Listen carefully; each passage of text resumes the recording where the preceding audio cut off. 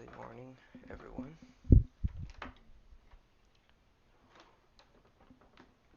Kind of an effed up day if you think about it. So today, the very few minutes or hour, if you want to call it that I have here, um, just want to give a rundown of what's been going on.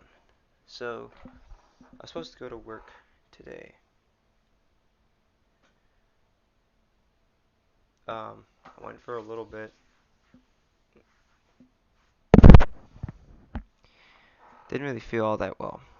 Um, I've been feeling a lot of pain lately, physically. Um, some more than none. It's affected a lot of things. There's been a lot of benefactors and factors that kind of play into that kind of stuff. So, uh, in the process of all that, I had asked my boss to let me just to go see what the hell is going on. It's been going on for a couple of weeks now. Um, Ironically enough, it's pretty much started right after I started work.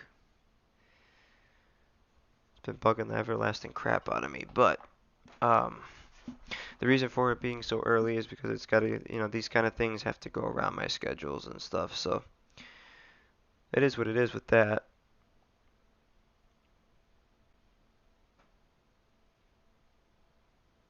But upon getting checked out and everything else, they drew blood, they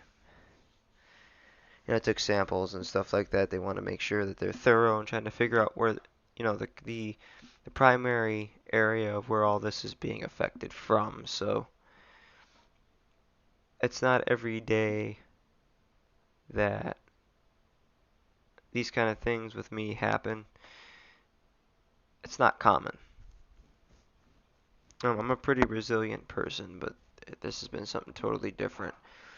And so I sat there for about a couple hours while they ran their tests and, they're rushing labs to make sure that there's nothing crazy going on.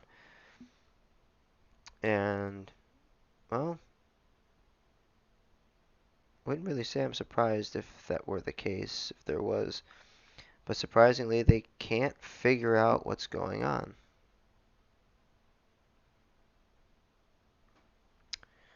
Surprise, surprise.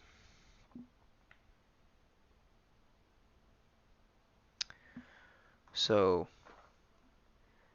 I kind of narrowed some things down and was talking with, the doctor and everything, and we were shooting the stuff back and forth to a point where, when I was gonna go back to work, and I did. I pretty much got through the rest of the night. But as I was talking to him and stuff like that, he asked me about my history and stuff like that. I was like, well, my history with depression's pretty screwed up, and a traumatic event happened last summer that's kind of snowballed into this huge thing. So when stuff like that happens, you you pretty much just start gushing everything out little by little by little by little by little, and it just floods like a bad floodgate. So,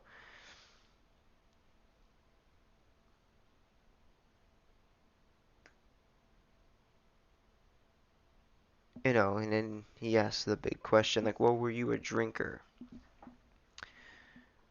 I was spot on, like, you hit the nail on the head.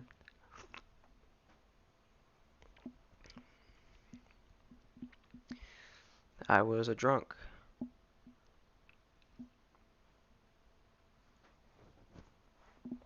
for a better part of 6 months.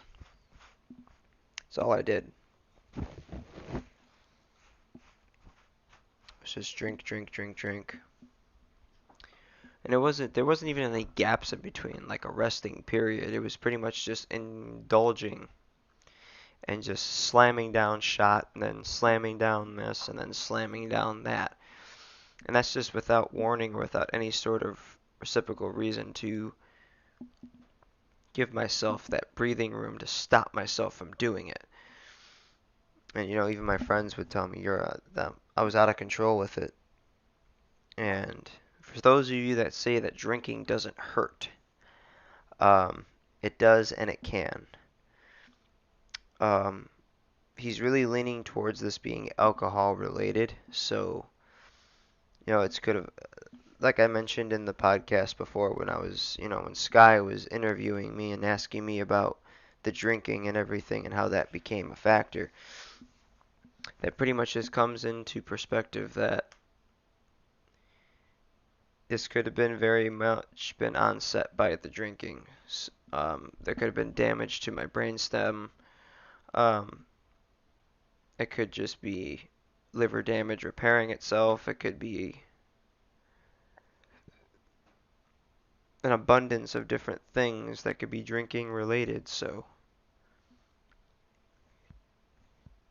it's not something to be proud of, and it's not something that you want to basically take up. So if you say that drinking is cool, it's not. It's not a way to cope with things. It's one thing if you're doing it responsibly and you know that what you're doing, you're going to have a few and you're going to have a good time. It's another thing if you're just using it as an excuse to be an idiot, which is what I pretty much did. I pretty much used it as an excuse to be an idiot. The thing was, it was a lot of heavy alcohol those 6 months. It wasn't cases of beer and me just sitting on a curb outside my house and sucking them down. This is like French martinis, Jack and Cokes, tequila shots, uh, jungle juices, everything under the sun that's an alcoholic beverage that I've literally slammed down my throat. All of that. It all came into its own perspective. It's affected my way of living to an absolute. So all I can say is it's affected to an absolute. I can't say absolute fault. I can't say anything else, but it's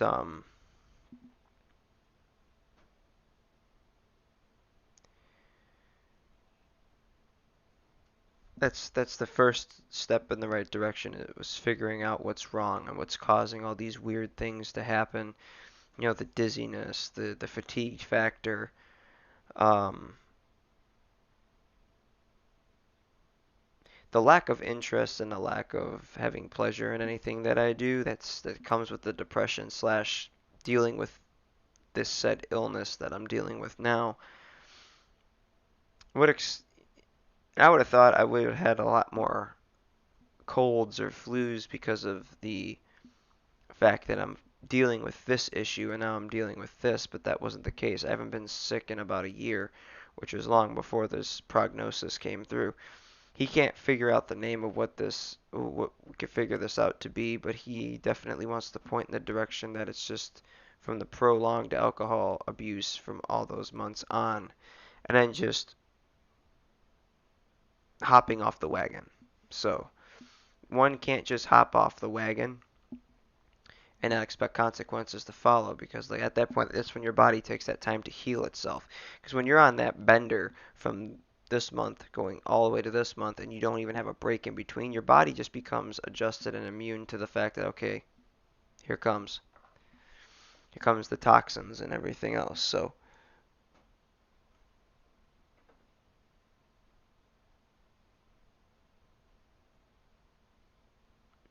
you really have to put into perspective your habits and how you want them to affect your everyday life. That's just how that is. um,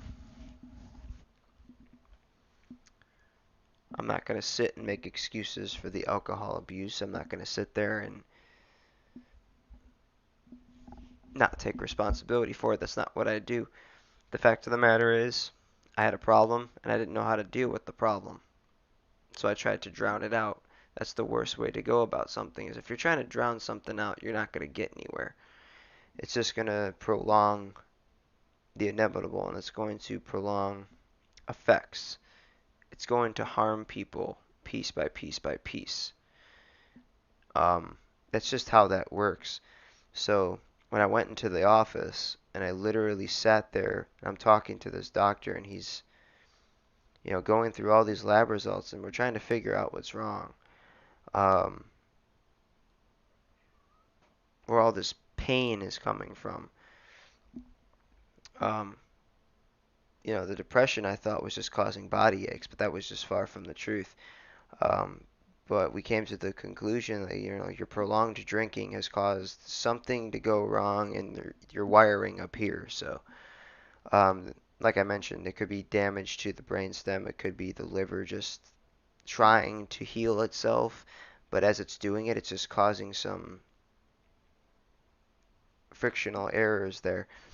So that's when people say that drinking doesn't hurt and it can't hurt you. It can hurt you with the consequences of being an alcoholic, but then there's, the effects that you could have from simply just indulging and just not knowing when to stop, and then you just want. See, it's like I said to Sky, I was trying to drink myself to death because it seemed easier because of the fact you're not dealing with things around you. You're not aware of your surroundings. You're just simply dealing with things as it goes along. You're just constantly have a drink in your hand. So pretty much you're in your own little world. So as I kind of described it to the doctor, it's just like, this pain and the fatigue and all these, the dizziness, the fatigue, all of these things are all contributing factors. The thing is, he's trying to figure out if there's what the actual prognosis and diagnosis goes with that to get the right treatment for it because it's affecting my way of living. So, if I'm at work and I can't function, then I can't work, which means I'm sitting at home and I'm not getting paid to sit at home, especially if it's at the expense of something that I've caused myself over time. So prolonged drinking has basically put me in a situation where I'm pretty sick. Um, and they don't know what's wrong, but, thankfully ketones are where they need to be, proteins aren't in, urine samples and stuff like that. And there's no elevation and levels. It's just trying to figure out what's causing this agonizing feeling inside that's making me feel so tired and just like dizzy for random reasons and just crappy all in general. So don't people say you know drinking doesn't hurt. It does. It can bring onset things you didn't even know existed. It could cause a lot of issues in the brain. It could cause issues in your brainstem. It could damage your brainstem to where it affects the way you think, the way you comprehend things, your focus point, everything. And then there's, the obvious liver damage that you're doing to yourself each time. Like I said, I wasn't drinking soft freaking drinks all of that 6 months. I was sucking down everything under the sun, from French martinis to uh, jungle juice to tequila shots, Jack and Coke, everything under this, anything that I could get my hands on that just didn't ring the word beer. Didn't want anything of it. I wanted something that'll shut me the fuck up the rest of the night. But so that being said, that's just where like my health is at the moment. So like I had to leave work early, get that dealt with, went back to work, got through the rest of the night. So um but now I'm dealing with this ongoing illness that could either, he says it could be one of two ways that this goes. We could treat you for it, but it's going to be long term. It's going to be lifelong. You're not going to beat this. Or, the secondary effect is that there's no treatment and I'm just pretty much stuck with this lifelong shitstorm that I'm living with. So it puts into perspective. You need to basically take life and treat it a little bit differently and cherish it more than you normally would do. Um, me, I took a problem that I didn't know how to deal with, like me being alone for the very first time in 7 years. If you think about it, I'm 26 now.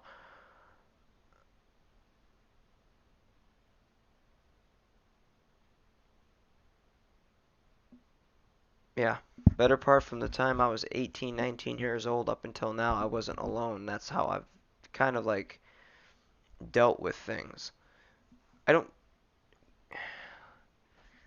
It's like I've said in the previous podcasts, like I don't like people. Doctors are a big part of that population of people. But the thing is, it's like it's not like I said, it's not a phobia. It's not that I'm mean. It's because it's just simply put, they don't make me feel comfortable. That's just how I am, and it's because of how I was treated growing up. It's I have a different outlook on people, and then the neighborhood I live in on top of it. 15 years ago, it was a battleground. Gangs fighting for territory everywhere, 2 blocks over, this block over, that block there. It doesn't matter. But, I've pretty much taken the last 7 years of my life and basically threw it into like this concoction, which is like this huge bucket of alcohol, and took it into a 6 month bender. And on top of that, mixing that with marijuana and, you know, it wasn't, at that point, I wasn't expecting to live through all of that. I would have expected something, I was expecting a lot worse out of that. And I've said before, when it came to the pain starting to onset, it didn't start to get bad up until the last couple of weeks, but it was present the last couple of months. It started back in October and kind of like progressively kind of increased in its strength. As I said 10 minutes ago, I'm a pretty damn resilient person when it comes to pain, but it's not like it's a mental anguish. It's also this it's an agonizing feeling that it's like as if you're inside your own damn skin and it just crawls underneath you and it just eats away at you and it, it doesn't feel good. I have a bunch of things going on body wise. People don't know. I don't talk about these kinds of things. Aside from now this illness that I'm dealing with that we can't seem to figure out what it is, but we know it's alcohol related. Where there's that, there's my huge depression issue that I have. I got 2 bad knees that I've been dealing with since I was 22 years old, and that was just from blowing them out through warehouse work for years. I got a bad back that I've had since I was 12. That's just where the pain kind of radiates is in that area. And then at one point I had TB, which basically was tuberculosis, and because I didn't have the shot. But that back in the early 2000s in my area, it wasn't uncommon if you're living in a basement and you caught that. It's we had like I guess mold spores somewhere in the house that we didn't know were in the walls, and they had to get rid of all that. So that's usually how that went down. Um, but I struggle with all these physical ailments, and then I get questioned like, well, how did you manage to get tattoos? Okay, well, that's a different kind of pain. Do I feel the exact same pain in my joints and everything else from what's going on with this condition? Yes. Do the tattoos kind of help, like, show a sore purpose? It's like I said before, the tattoos were the way of me trying to feel something from all the numbness that I was feeling. So I can't really say that it hurt because in a sense none of them really did. There a couple of them in certain spots were kind of like uncomfortable to where it's just like you can cringe a little bit, but that's about all that you'll get out of it. But um pushing kind of forward with all of that, I've kind of also come to like this crazy um I'm in a bad spot. Yeah. This diagnosis could be good, it could be bad, it could be worse. It's affected the way I eat. It's affected the way I live. It's affected the way I go about um, my day-to-day battles with life. Um, my life hasn't really been the same since those events took place, and it's not showing any signs of getting better.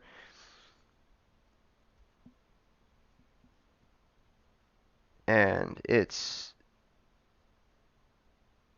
I've kind of caved underneath it to where like I finally just let the weight just crush me underneath it. I'm not gonna hold something up that I know I just don't have the ability to hold. Um, but right now my health right now for how young I am is at a declining point. It's kind of like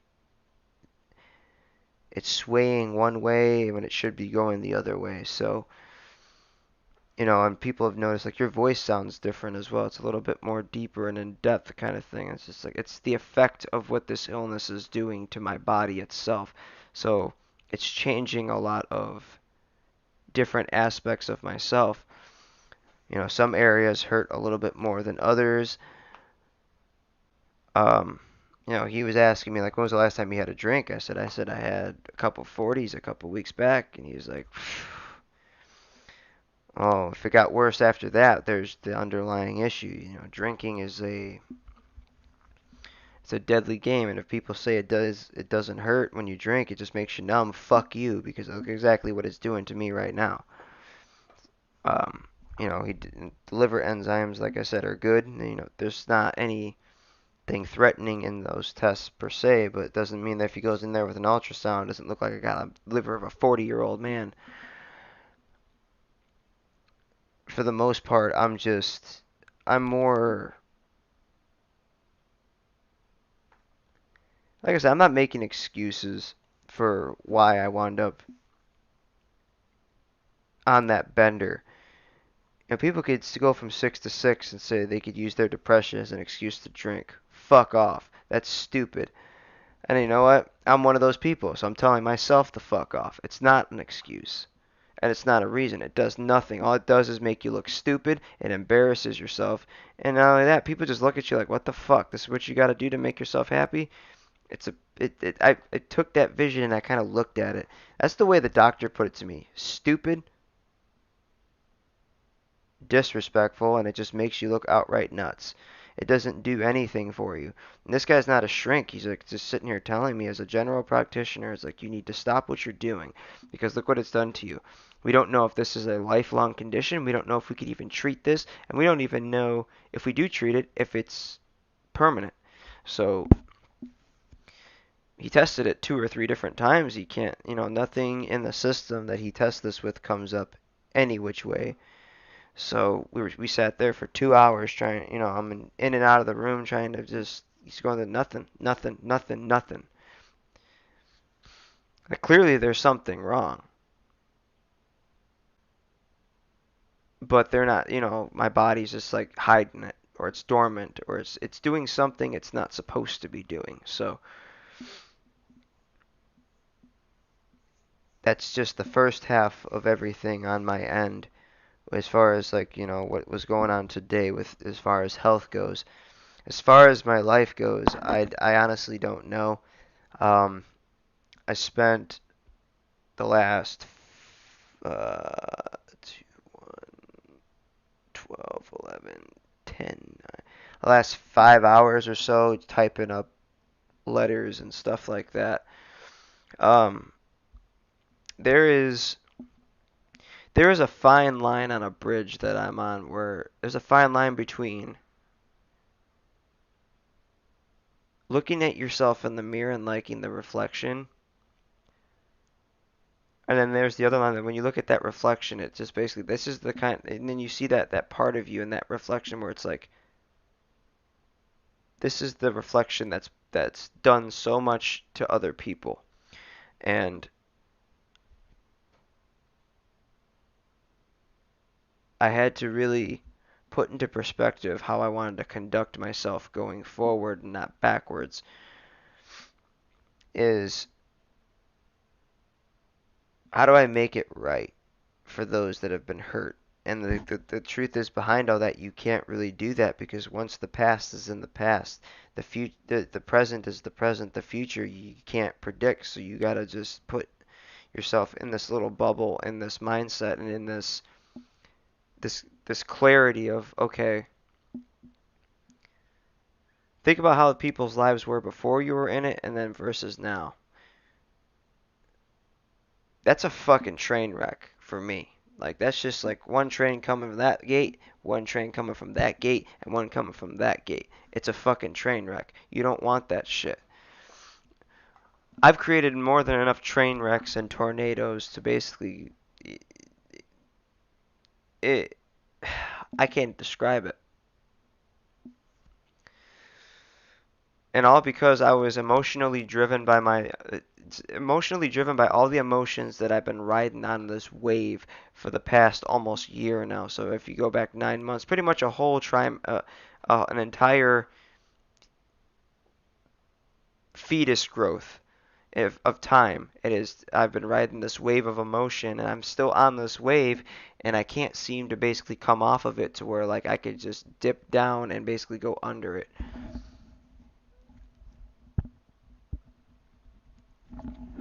There's a fine line between doing the right thing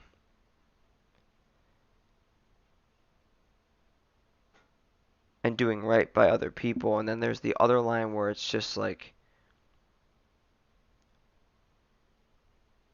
the other line's hard to describe because at that point that's just the part where you're just beside yourself. I've spent the better part June, July, August, September, October, November, December, January, yeah, better part of 9 months in this headspace where I'm in this constant argument or this battle and this war within to where it's just like it makes you feel really fucking shitty.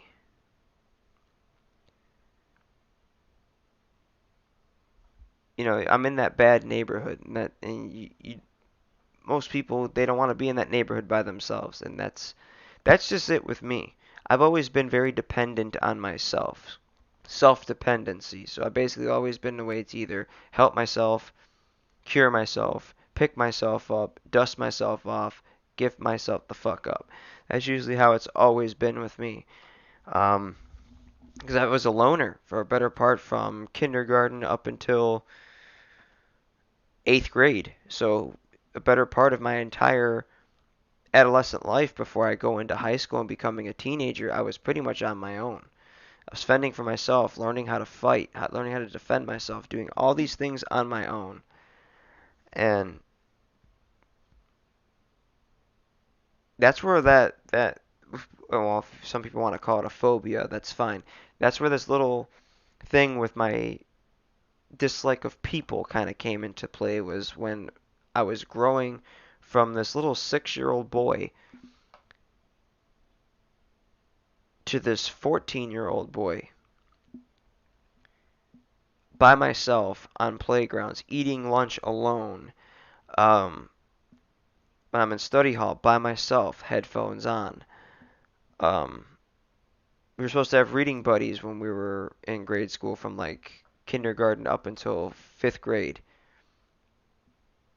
My reading buddy was myself. So I spent a lot of time on my own, which I guess kind of made it easier for me when I was in high school to kind of like form relationships with women because I was very self-dependent. I didn't bother trying to fit into a certain group of people or a clan or a clique as they call it. I didn't try any of that. I was always by myself. If I was walking in the hallways, by myself. Lunchroom, by myself. Locker room, by myself. I'll wait for that whole entire locker room to clear out before I even change for gym and then change to go back to class. I travel the halls to class on my own. I would not stop and talk to people. That's not what I would do. I've always been very self-righteous and self-dependent with that. To this day, I'm that way. Up until I met my kid's mom, and then that kind of like changed that perspective to where I became a little bit more open to having a group of friends and stuff like that, and kind of came out of that outer shell a little bit. Simply for the fact I didn't want her to feel like I was just this hermit that locks himself up and doesn't want to be around people because that's not healthy to be in a relationship with somebody who doesn't want to be anywhere near that. So I basically kind of like stretched myself to that threshold there. But that wave that I've been, surfing on since last June It's caused a lot of wreckage in its path. It's burned a lot of my friendships around me here. Friends are basically looking at me like, they're looking at me like they wait for my next drink, so they know, okay, as soon as he falls, pick him up and throw his ass in his house. That's usually how it always went down. Um, it's caused, a dividends, a divided, a divided divider between friends and family and stuff like that. I've had an on and off friendship with her, back and forth, where we've agreed with things, disagreed, had good conversations, had bad ones, this. So it's like it's a back and forth thing. Now, like it came to me today where it's just like enough's enough. I'll sit for hours at a time in my room if I have spare time, and I will aimlessly stare at a fucking wall because I don't know what else to do. I'll stare at a freaking wall and just that's it. That's how damaged I am up here, aside from the illness that I dealt with there, the cyst, and then after that, the rehabilitation for that, which is all the neuro exercises and stuff like that, and then the trauma of losing my family. It has your engine just run on dry, and it just leaves your head so fucked up inside. So it just because you wake up in the morning thinking that it's just a nightmare and everybody's there, and you wake up and it's the same thing every single day. It's the same thing. Nothing changes, nothing gets better. It gets drastically worse as days go on. And people say like you have the power to change that. That is very true. But there's some lie to that. Reason being, I sat there and I asked the doc, and I'm like, okay, I know you're not a shrink, but answer this question for me.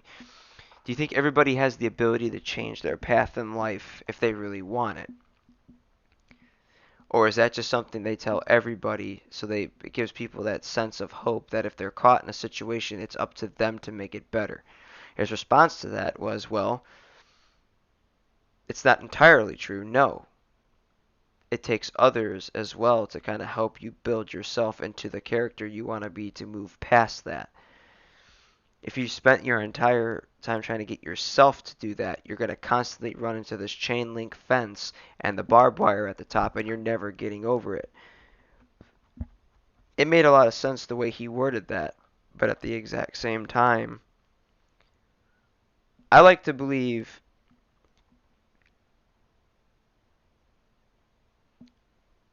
that I'm stuck. And if that's the case, I'm fucking stuck. That's just how it is. I've made attempts at trying to lead a normal life in an aspect of other relationships, but that just went real quick. I had a very annoying disorder that made me unable to make conscionable decisions and actually hold on to them. So it made decision making quite difficult, and it's also there's that fear of commitment and that fear of getting hurt. So that basically, I've slammed both those doors shut and be like, you know what, I'm not dealing with it anymore. I don't need companionship. I don't want companionship. It's that simple. If I'm put on this earth and I was basically put with one person for that many years and now I'm pretty much stuck the way it is, well, at least I was able to give my mom and my dad, God rest his soul, a grandson. And that's pretty much all that's where my life goes. You know, no more no more interactions like that, no more kids. It's just it by the time my mom, if her health doesn't get any better and she winds up going, I'm pretty much on my own. And that's how it's going to be from now until I'm 95 or however freaking long men live nowadays, and who knows how long I'll live with what's going on with me. So that's just the aspect of where my life is at. And it sucks, but it is what it is.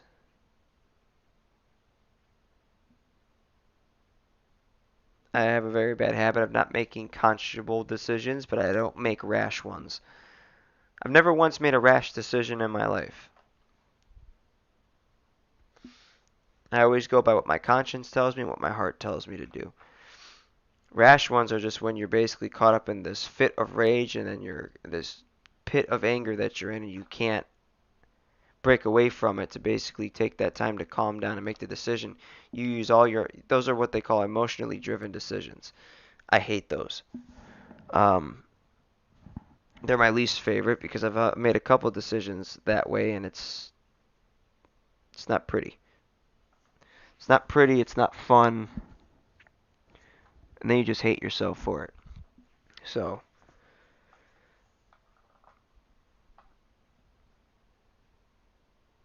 my aspect ratio of life is pretty much life is life. Life is for living. Um, that's the advice I can give the younger people is don't ever. And if you were to ask me right now if I ever regret taking a drop of alcohol, yeah, I do. Because not only does it make you miserable the next day, it can make you miserable the rest of your life because, you know, there's those prolonged effects. Look what happened to me. Now I'm stuck with it. There's no turning back from it. There's no healing from it. So there's ways. Don't drink, don't smoke, don't do drugs. Seek help. Don't be an idiot like me. Seek it. Seek the help. Take the help. There's a lot of free programs out there if you can't afford it and you don't have health insurance. There's programs out there that you could utilize to get that help. There's apps out there. One that I recommend is an app that I use very, very seldom. It's very seldomly if I'm really feeling down in the dumps. It's called Therapy. Um, it's basically you go online, you go into these little therapy group chats with people that are dealing with the same problems that you're dealing with, the exact same problem. It's not like when you go to a group therapy and everybody has a different story. These people, you'll be put into a group that have the exact same problem. It's helped me a couple of times. You know, I've gotten to meet people from different countries and stuff like that, and it's given me a very, very positive outlook that there are not always bad people out there. But that's just my message to the younger people. Use the sources. There's Therapy. There's the suicide hotline. There's there's Messenger. You can make a group chat with friends and just talk to people. You know, Instagram. I basically, if you go on my Instagram page under Stay Prestige 26, there's literally 2 or 3, maybe 4 vlogs on there for mental health awareness that I did with my buddy Alec. Um, I had a mental health campaign going last year that was mental health awareness campaign that I had started. That was basically my focus for the whole summer to take my mind off of things, and then the drinking came into play and all that fell the fuck off. But take a look at all that stuff. Read books, exercise, better yourself. Anything that doesn't alter your state of mind. Those are the things you want to look for in healing, not just physically healing, but mentally healing yourself if you're dealing with issues. There's sources for that. Use the resources given to you. That's all you could really do with that, and for the most part, that's pretty much the best you can do. Be the best person you could be with that. I'm not a good person. I'm not a nice person. I'll openly admit that. I've never really been that vocalized about it. You want the biggest proof as to how I'm not a nice person? Look what happens to me when I'm on the sauce. The sauce meaning alcohol. Sauce equals alcohol. That's the same word. Look what happened when I was on the alcohol. Look what I did on cuffs. I done fucked myself. And pretty much possibly permanently ruining my chance of ever playing there again. So it goes to show that the alcohol is the devil's juice for a reason. As soon as you sip that, there's that little fucker on your shoulder telling you to do this, do that, do that, and do that. And guess what? You got no control over it. It's toxic. It's poison. It's gross. Don't do it. it's not worth the agonizing pain that you're gonna feel later on in life when basically you're 39 years old, 45 years old, and you basically gotta be on blood pressure medicine because the alcohol that you've drinking over the years is just nothing more than spiked it. So you gotta bear all that in mind and basically take it to that perspective of life where there's gotta come that time in your life where you gotta just let things go, mend what fences that you can,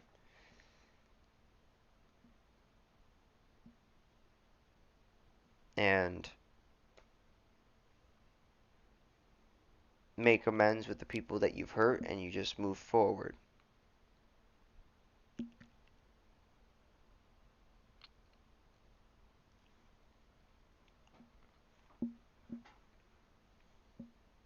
The future of this channel is very important to me. I'm going to be working very hard at that. I'm going to basically try to relearn how to properly multitask without the throbbing feeling of it. But I'm going to figure out how I'm going to revolutionize this channel to make it what it needs to be and where it needs to be. You know, I've known people whose channels have basically started and basically plummeted into the fucking ground. And then there was those that skyrocketed to the top. So,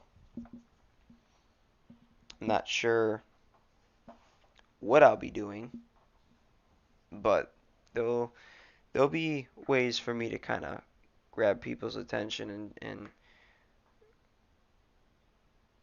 get that bringing people back for more attitude back to the channel a little bit as well, considering it's kind of gone a little bit haywire between moving from one server to another one. So it's kind of like, so it's completely fried my brain cells. Well, the alcohol did that. I'm not sure what else could be doing it, but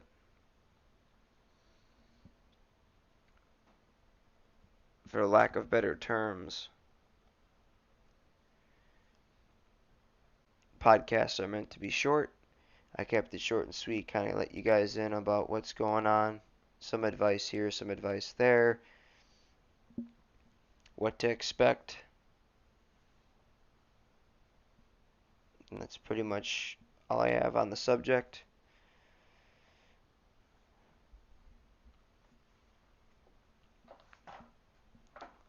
I don't expect the podcast to get likes or subs off of it, so I'm not even going to bother jumping to that.